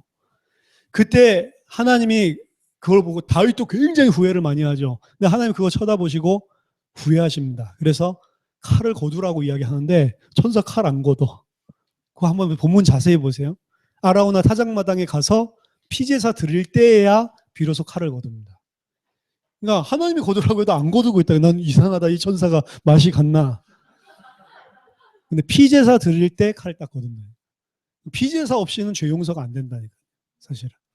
그래서 아라우나 타작마당에 이런 사건들이 일어나는데 이 사실은 다윗 왕 때문에 사실 7만 명이 하룻밤 만에 죽은 겁니다. 그게 이 사실 나쁜 왕이 세워졌을 때 당하는 거죠. 심지어 다윗까지도 하나님의 진노를 이렇게 백성들에게 받도록 만드는 그리고 다윗 왕은 이 수준이었지만 거의 대부분의 왕은 평생 동안 완전 악한 일밖에 안 하다가 죽습니다. 이스라엘은 왕이 필요한 게 아닙니다. 이들을 정말로 참 평안을 가져다 주고 이들을 정말로 참된 축복을 가져다 줄 참왕이 필요한 거죠. 그 참왕은 하나님의 말씀과 언약에 절대적으로 순종할 왕, 그게 참왕입니다. 구약 성경에 기록된 왕들은 이스라엘로 하여금 이런 왕이 와야지 살겠구나라고 하는 것을 계속해서 갈망하도록 만드는 왕의 역할은 충실히 한 것 같아요. 그렇지만 참왕은 아니었습니다. 누가 참왕이냐? 앞으로 오실 그리스도, 그가 참왕이다. 그게 누구냐? 예수입니다. 예수는 어느 정도로 복종을 했냐? 하나님의 뜻을 이루기 위해서 근본 하나님의 본체시지만 자기를 비워서 사람의 형체, 종의 형체를 가지고 이 땅에 오셨고 죽기까지 순종을 하셨다. 자기가 죽기까지 하나님의 언약 성취를 위해 하나님의 말씀에 하나님을 신뢰하고 자신을 드렸다. 이게 참 왕이 되신 겁니다. 그래서 하나님께서 그를 죽음에서 부활시키시고 만물의 왕이 되게 하신 것입니다. 죽도록 충성하고 순종하고 하나님의 언약에 생명을 건 사람을 마지막에 하나님께서 생명의 부활로 다시 살리시는 거라니까. 우리가 그리스도를 통해서 받는 축복도 이겁니다. 그리스도께 100% 우리가 순종하고 하나님의 언약, 당대 세계복음 언약에 정말로 우리를 순종한다면 우리가 정말로 이 언약의 말씀을 믿고 나에게 순종한 참된 종이 맞다. 이렇게 인정받으면 마지막에 생명의 부활로 우리를 살리시는 겁니다. 그렇게 안 한 사람들은 그리스도께 순종하지 않고 하나님의 말씀과 언약에 순종하지 않았던 자들은 전부 심판의 부활로 살리시는 거죠. 다 살아나긴 살아납니다. 영원한 존재이기 때문에. 그리스도는, 예수는 왜 그리스도가 되셨냐? 끝까지 하나님의 말씀과 언약에 죽기까지 자기를 바치시고 순종하셨어요. 그래서 하나님이 그를 부활시키셨고 그가 의인이었다는 증거로 우리를 위해 참 왕으로 세우셨습니다. 예수 그리스도는 이 십자가의 죽음과 부활을 통해 사단 권세를 깨뜨리고 우리를 구원하신 참 왕이십니다. 구약 왕들처럼 이방국가 이길 수 있는 그런 왕이 아니고 참된 적, 근본적인 적, 눈에 보이지 않는 사단, 사망 세력, 이들을 이기기 위해 죽으시고 부활하신 그 참 왕이라니까요. 그리스도 안에 있는 자는 그래서 더 이상 마귀의 종노릇 할 필요가 없어집니다. 더 이상 먹고 사는 것을, 죽는 것을 두려워해서 먹고 살기 위해 일평생 마귀의 종노릇 해야 되는, 거기서 빠져나왔다는 말입니다. 예수 그리스도만이 우리의 영원한 만왕의 왕, 만주의 주입니다. 예수가 그리스도고 그분이 나의 왕이다. 진짜로 그렇게 믿는다면 우리도 그분한테 복종하는 겁니다. 예수 그리스도와 똑같은 사실은 삶을 살아가는 거죠. 예수님도 이야기했습니다. 너희 자신을 부인하고 너희 십자가를 지고 나를 쫓아와라 이야기를 했거든. 십자가를 지라고 합니다. 예수님이 이 땅에 육신을 입고 오셔서 이루신 게 하나님의 뜻을 이루기 위한 십자가를 지신 거였거든. 그 십자가는 자기가 죽는 것이었고 그 십자가를 통해 하나님께서 택하신 자를 살리기 위한 죽음이었거든요.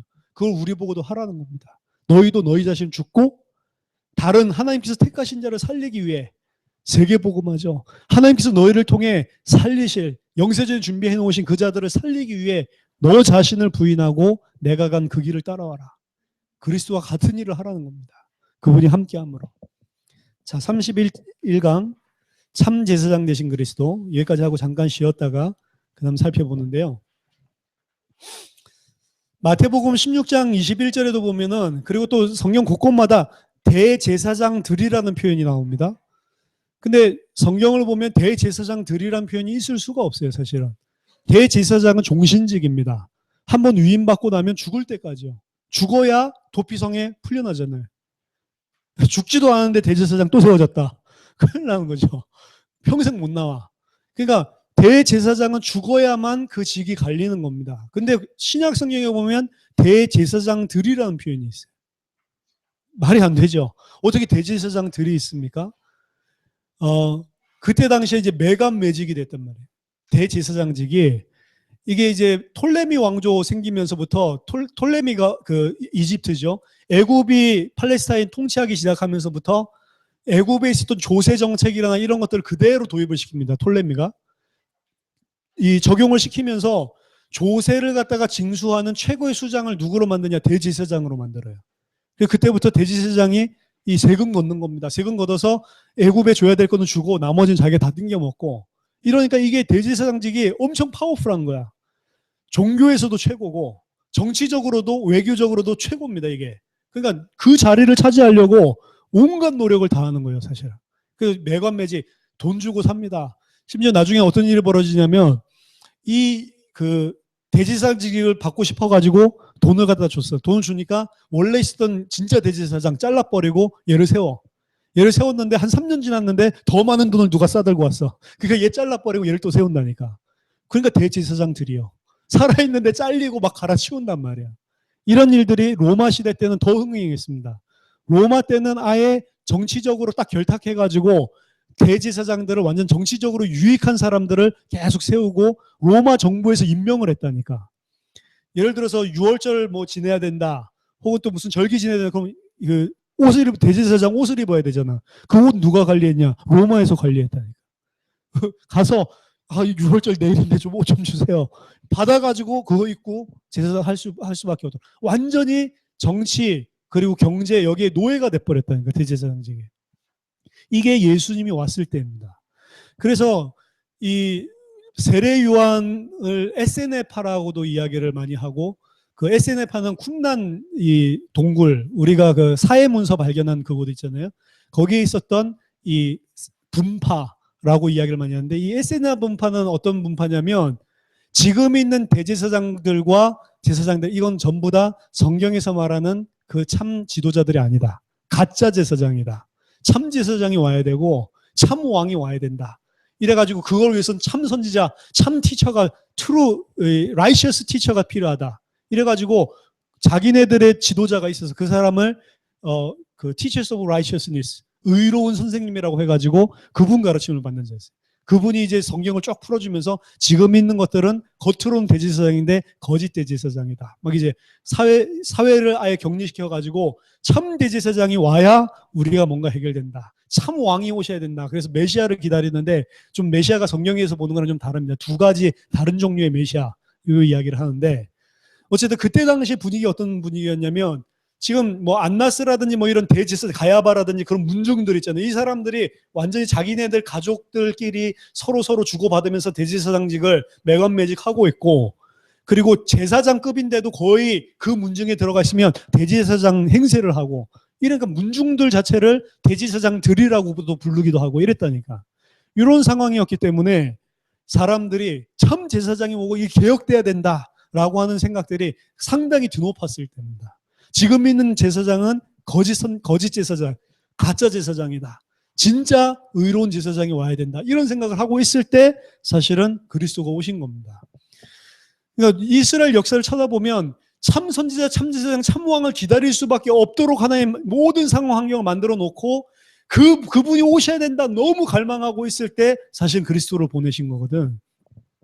어떻게 보면 이것도 언약이에요. 어떤 면에서는. 상황과 환경적으로 너무 밀리다 보니까 자기도 모르게 그리스도가 필요하다. 우리나라에 그리스도가 필요하다. 언약 붙들게 만들어 놓고 그 현장에 그리스도를 보내셨다니까. 문제는 그리스도가 왔는데 못 알아봤다는 게 문제죠. 참 제사장 되신 그리스도입니다. 구약 성경 중에 5경, 특히 5경 가운데는 레위기서가 5경의 가운데 있잖아요. 성경들 보면은 굉장히 디테일합니다. 이런 것들을 딱 짜는 게, 판을 짜는 게 뭐의 가운데에 나온다. 혹은 뭐의 처음과 끝에 동시에 나온다. 수미상관이라고 그러죠. 이런 것들이 전부 다 이 문법적인 기초입니다. 굉장히 많이 숨어 있어요. 그런 기교를 쓴 것들이. 근데 5경 중에 가장 중요한 책 우리는 창세기라고 이야기를 하지만 5경 중에 핵심을 레위기라고 이야기합니다. 왜 그러냐? 5경 중에 가장 가운데다 집어넣었다. 그래서 이 레위기, 예배, 제사 이걸 갖다가 토라를 지킨다고 할 때 굉장히 중요하게 본 게 한 책 전체가 예배와 제사에 대한 부분입니다. 사실은. 그래서 5경은 굉장히 제사장 역할에 대해서 자세히 설명하고 있는 책이라고 볼 수 있습니다. 구약 성경은 피제사와 제사장에 대해서 왜 계속 강조를 하냐? 1번에 모든 사람이 죄인이기 때문이다. 첫사람 아담이 하나님 말씀 불순종과 범죄 하나님 떠난 이후 아담 범죄로 말미암아 모든 사람이 죄인이 되었고 사망이 왕노릇하게 되었다. 성경은 모든 사람이 죄인이라고 이야기하고 있습니다. 아담 이후에 하나님과 단절돼서 태어났기 때문에 아무리 착하고 선하게 살아도 사실은 하나님 만날 수 없고 착하게 살고 선하게 사는 것도 육신 수준이고 하나님의 언약을 모르는 무지한 상태가 되어버린 거죠. 종교와 세상은 선행과 공덕을 쌓으면 구원받을 수 있다고 이야기하지만 원죄를 모르기 때문입니다. 원죄는 하나님과 단절된 상태로 태어나는 아담 이후에 그 이야기를 말하고, 축복과 생명의 근원인 하나님으로부터 단절되고 나니 본인이 열심히 노력해야 먹고 살게 되었습니다. 사단은 하나님과 함께해야만 살 수 있는 인간을 속입니다. 물질이 필요하다, 돈이 필요하다, 명예가 필요하다, 그거 있어야만 사는 것처럼 속입니다. 하나님이랑 함께 있으면 사는 건데, 하나님과 함께 있어야 사는 거를 다른 걸로 바꿔버렸죠. 기독교인한테 속이는 것도 그겁니다. 하나님 이제 함께 하는데 그럼 끝났는데 다른 게 또 필요한 것처럼 또 속이잖아요. 이것만 속인다니까. 하나님과 함께 하면 끝난 건데. 그게 사단이 속이는 속임수입니다.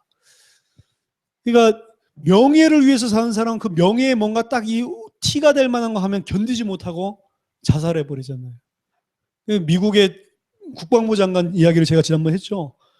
여기 수많은 배지를 달고 나오는데 자기가 안 달아야 될 배지 2개 달았기 때문에 그게 이제 신문기사화 되니까 권총으로 자살을 해버렸다. 우리 같으면 미안하다 떼면 될 건데 난 몰랐다. 그냥 그렇게 넘어가면 될 건데 그건 왜 그러냐? 잡혔어요. 명예로 사는 거다. 네가 명예가 이렇게 떨어졌는데 살 이유가 있냐? 사실은 그래도 그 사람 참 깨끗한 사람이었다. 군인이구나. 이거 세상 사람들 이야기하지만 영적으로 보세요. 사단이 명예 가지고 일평생 살아오도록 만들었다가 명예 딱 5점이 흠집이 딱 나게 만들어가지고 사람을 죽여버리잖아요. 사단은 계속 다른 게 필요하다고 이야기를 합니다. 다른 걸 기준으로 이야기한다니까. 근데 성경은 하나님과 함께 해야 된다고 이야기를 하고 있습니다. 결국에 하나님과 함께 하지 않으면 사단이 만들어 놓은 이 육신적으로 먹고 사는 거기에 필요한 것을 쫓아서 살 수밖에 없는 것이고, 그걸 아무리 선한 사람이 열심히 그 일을 한다 하더라도 하나님 말씀 영적으로는 죄란 말이에요. 하나님과 함께 해야 되는 건 모르고 육신만 쫓아가는, 육신을 따라 사는 죄인이 되는 겁니다. 그래서 하나님 떠난 상태에서 열심히 공부하고 일하는 것도 깊이 보면 나는 하나님 없이 돈 있고 성공만 하면 된다, 이 생각이 베이스에 깔려 있는 거라니까.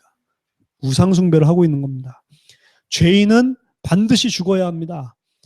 육신의 죽음 이후에는 하나님의 심판과 형벌, 영원한 죽음이 기다리고 있다. 1차 죽음, 2차 죽음이라는 표현을 쓰죠.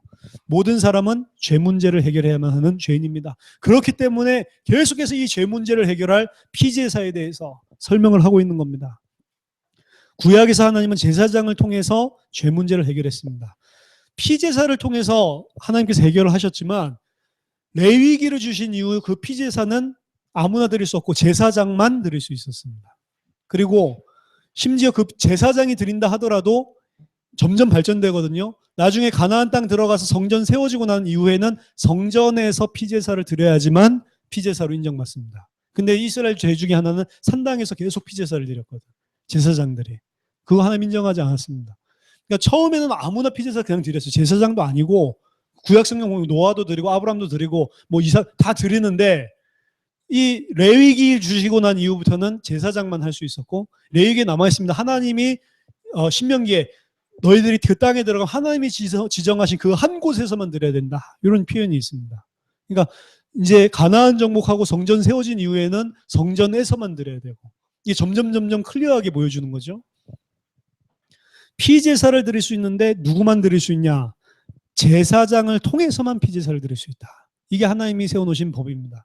그래서 무조건 피 흘린다고 이 죄 용서되는 게 아니고, 하나님이 말씀하신 법도에 따라서 제사장을 통해서 드려야지만 죄가 해결되도록 해놓으셨다. 왜 그렇게 하셨냐? 그리스도로 보여주시는 겁니다. 우리의 죄 문제 해결할 제사장이 필요하다. 내 스스로 죄 문제 해결 못한다. 내 스스로 희생제사 드리는 것이 아니다. 그걸 보여주시는 겁니다. 특히 대제사장은 1년에 한 번 대속죄일에 자신과 온 백성을 위한 속죄제를 드리고 하나님이 임재하신 지성소, 시은소에 나아갈 수 있었다. 대제사장은 개인의 죄, 자기 개인의 죄뿐만 아니라 온 백성을 위해서 1년에 한 번씩 제사를 지냈는데, 그 제사를 지낼 때 대속죄일에 한 번만 딱 지성소에 들어갈 수 있는, 지성소에는 하나님의 언약궤가 있고 그 언약궤의 시은소에 하나님이 임재한다고 봤기 때문에 하나님을 딱 그때 한 번 만나는 거죠. 어느 날 모든 백성의 죄가 피제사를 통해서, 대제사장의 대속죄일 제사를 통해서 다 씻어진 그날에만 하나님을 한 번 딱 만날 수 있는 겁니다. 만약 그때 죄가 있다, 그럼 제사장도 그 자리에서 죽어버린다니까. 그래서 죄 문제 해결하지 않고는 하나님께 나아갈 수 없는 거죠. 하지만 구약의 제사장은 불완전했습니다. 제사장 자신도 죄인이었기 때문에 자신을 위한 피제사가 필요했고, 제사장들도 죽기 때문에 히브리서 7장 23절 24절 그 직분이 갈릴 수밖에 없었고, 새로운 제사장이 계속 세워져야 했고, 더 문제는 말라기서 1장 보니까 제사장들 중에 타락한 자들이 많이 일어나게 됐습니다. 심지어 나중에는 11조를 드리지 않으니까, 예물이 11조는 왜 드리죠? 레위인들이나 제사장들이 자기 땅이 없습니다. 분배받은 땅이 없기 때문에 농사를 짓지 않아요. 그러니까 11조를 줘야지만 이 성전을 갖다가 풀로 헌신할 수 있는 요 제사장 직분이, 레위기 직분이 돌아간단 말이에요. 근데 그걸 안 하니까 먹고 살 게 없잖아요. 제사장들이 다 도망갑니다. 도망가서 다 일하고 삽니다. 그게 이제 그 완전히 제사장직이 무너진 그 포로 후기 시대 때의 모습이란 말이에요. 말라기가 그때 쓰여진 책인데, 우리는 우리의 모든 죄 문제를 영원히 해결할 참 제사장이 필요합니다. 이 제사장 중에도 가만히 성경을 보면 제사장직 똑바로 한 사람들이 거의 없어요. 계속 문제들이 많이 생기는 직분입니다. 그리고 굉장히 좀 파워풀했던 것 같아요. 왜냐, 이스라엘은 신정국가니까 하나님을 우선으로 하면 되니까 이 죄 문제 해결해주고, 또 제사장이 이 사람이 정결한 자다 부정한 자다 이런 거 판결 내려주고 중요한 것들 다 하거든. 굉장히 중요하기 때문에 이 제사장들 안에 이런 그 권력 다툼 같은 것들도 굉장히 많았던 것 같습니다. 특히 성전에 있었던 이 제사장들과 이제 지방에 원래 산당에서 드렸었던 이 제사장들, 이 사이에 알력도 굉장히 심했던 것 같아요. 이 사람들은 이제 성전으로 다 들어와야 되는데, 왜냐, 산당에서 하지 말라고 했으니까. 근데 안 받아주면 어떡해. 이제 이 파벌 싸움이 막 벌어지고, 그리고 이런 제사장들은 사실은 먹고 살 게 궁하기 때문에 어쩔 수 없이 산당에서 제사를 지낼 수밖에 없고, 이게 계속 악순환이 계속되는 거예요, 사실은. 어떻게 보면은 왜 예루살렘 성에서만 제사 지내라고 했는데 산당에서 계속 지낼까? 이렇게 생각하지만 깊이 파고 들어가면 먹고 사는 문제입니다. 예, 사단의 종로로 타는 거예요. 마귀의 종로로. 예수 그리스도는 영원한 참 대제사장입니다. 예수 그리스도는 죄 없는 몸으로 동정녀 마리아에게 나셨죠. 여인의 후손으로 왔습니다. 히브리서 4장 15절 죄가 없으신 분입니다. 우리랑 똑같은 시험을 받았지만 죄는 없으시니라. 분명히 성경이 증거하고 있습니다. 흠없는 자신의 의로운 피를 하나님께 드림으로 우리의 모든 죄 문제를 해결하셨습니다. 히브리서 9장 14절. 이 12절 13절 보면 양과 염소의 피로 하지 아니하고 보비로운 하나님의 아들의 피를 가지고 우리를 속죄하셨는데, 어떻게 그게 우리를 죽은 행실에서 그 양심을 깨끗하게 하지 못하겠냐. 우리의 모든 죄를 끝냈죠. 모든 죄를 영원히 해결했으므로 구약처럼 더 이상 반복적인 제사가 필요 없게 되었고, 부활하신 예수 그리스도는 부활하셨기 때문에 영원한 대제사장이십니다. 그렇기 때문에 더 이상 다른 제사장이 필요 없습니다. 제사장 직분이 갈리지도 않죠. 안 죽습니다, 이제. 이제 대제사장 안 죽고 한 번 죽었다가 살아나셔서 영원히 계시기 때문에 예수 그리스도의 속죄는 구약과 다르죠. 우리 모든 죄를 단번에 영원히 온전히 해결하신 속죄다. 히브리서 10장 14절. 그래서 예수 그리스도만이 우리의 모든 죄를 십자가에서 대속하시고 우리를 죄와 사망의 법에서 해방시키신 참 제사장이다. 자, 죄와 사망의 법에서 해방시켰다고 하는 것은 죄가 뭡니까? 언약 놓치고 사는 거. 죄가 뭡니까? 육신에 매여가지고 먹고 사고 생존에 매여가지고 일평생 마귀의 종로로 사는, 그게 죄잖아요. 근본적인 죄. 그 죄에서 해방을 했다는 건 더 이상 우리가 육신을 따라 살고 먹고 사는 것 때문에 마귀에게 묶여서 세상 풍속을 따라 살고 그렇게 살 필요가 없도록 만들었다는 이야기입니다. 예수 그리스도를 믿는 자는 그래서 죄에서 해방될 수가 있는 거예요. 로마서 8장도 7장에서 오호라 나는 공고한 자로다. 누가 나를 이 사망에서 나를 건져내랴 막 이야기하죠. 안에서 계속 다른 법이 나를 잡아내린다. 근데 로마서 8장에 보면 찬송하리로다 이야기를 하면서 그리스도 예수 안에 있는 생명의 성령의 법이 나를 여기서 끊어냈구나. 해방시켰구나. 이렇게 이야기하면서 성령이 그 안에 있는 자는 성령으로 인도를 받게 돼 있는 거 아니냐. 성령의 인도를 받는 자는 율법의 요구를 이루는 것 아니냐. 이렇게 이야기를 합니다. 우리 옛날 거꾸로 생각을 했어요. 아, 그렇구나. 할 수 없었는데 이제 그리스도가 다 끝냈기 때문에 내가 이제 안 해도, 내가 계속 부정하게 살아도 그 죄까지 용서했구나. 이제 죄 지어도 된다. 이런 식으로 이야기를 했단 말이에요. 틀린 것입니다. 로마서 7장 8절은 그 이야기를 하기 않는, 나는 절대로 그걸 할 수 없는데 그리스도께서 나를 죄와 사망의 법에서 해방을 시키시고 성령으로 나와 함께 하셔서 율법의 요구가 이루어지도록 나를 만들어 주셨구나. 그래서 나는 이제 하나님의 뜻대로 하나님의 언약을 붙잡고 살 수 있는 자가 됐다는 거예요. 죄에서 해방됐다는 거는 죄를 지어도 된다 이 소리가 아니고 죄를 안 지을 수 있는 능력이 우리 안에 성령으로 생겼다는 이야기입니다. 싸우면 돼요. 죄와 싸울 수 있는 힘도 주셨고 성령께서 우리가 그 율법의 요구를 따라 하나님께서 요구하시는 그 언약의 삶, 당대 세계복음화 그걸 위해서 살 수 있도록 모든 것을 다 주셨단 말입니다. 그게 제사장 되신 그리스도가 죄에서 우리를 끊어냈다는 거예요. 여러분 죄에게 여러분 자신을 용납하지 마시기 바랍니다. 싸워야 돼요. 안 될 수 있지만 안 되고 계속 넘어지는 부분들이 있을 수 있지만 우리에게 로마서 8장 1절에 주셨다니까. 성령이 우리 안에 계시다니까. 계속 싸워야 됩니다. 그 싸우는 내용은 뭐냐? 이제 더 이상 우리의 육신을 따라 사는 것이 아니고 그리스도 하나님의 뜻을 따라서 언약을 따라서 사는 삶으로 바뀌는 삶입니다. 그리스도 없는 사람 절대 그렇게 할 수 없죠. 그래서 그리스도 믿는 자는 죄와 사망의 법에서 해방됐다. 지금까지 좀 오해됐었던 것들 이런 것들을 우리가 뛰어넘어야 됩니다. 그래야 사실은 갱신하게 돼 있고 어떤 면에서는 인간은 지정의를 가지고 있는데 너무 지적인 부분들만 발전을 시켜놓은 경향들이 있어요. 말씀 잘 듣고 이해 잘하고 이거 갖다 정리 잘하고 이러고 있으면 믿음이 좋은 것처럼 아닙니다. 그건 정리를 잘한 거예요. 머리가 좋으니까 기억을 잘한 거지. 항상 정의가 같이 나와야 됩니다. 정의라고 하는 건 내 감정에 실려야 돼. 이것 때문에 내 감사 감격이 나와야 되고 이것 때문에 내 인생을 다 드려도 아깝지 않은 마음속에 불이 일어나야 된다니까. 그리고 내가 의지를 가지고 행동으로 옮기는 것들이 다 있는 거라니까. 의지가 없는 거는 사람이 아닙니다. 지식만 너무 발전시켜 놓고 감정과 의지를 갖다가 죽여놔 버렸어요. 그러니까 막 서밋 되라고 서밋이 됩니까? 안 되게 돼 있다니까. 막 최고가 되라고 하는데 의지 다 죽여놨는데 됩니까? 안 된다니까. 그러니까 아예 믿음 없이 의지 가지고 있는 사람밖에 안 되게 돼 있어요. 지정의 이걸 보고 전인격이라고 하는 겁니다. 사람은 지, 정의 세 가지를 다 가지고 있어요. 사람만 whole person이란 말이에요. 이걸 가지고 하나님의 언약에 내가 적극적으로 순종을 시키는 거라니까. 싸워야 되는 겁니다. 그럴 수 있는 죄와 싸울 수 있는 비밀이 제사장 대신 대제사장 대신 그리스도를 통해 우리에게 주어졌단 말이에요. 이 그리스도의 비밀이 없는 사람은 죄와 못 싸우게 되어 있습니다. 죄인 줄도 모르고 육신에 따라서 사단의 이 법에 따라서 세상 풍속 따라 살게 되어 있잖아요. 그래서 여기까지 하고 잠깐 휴식 취하고 8시 10분에 나머지 강의를 하겠습니다.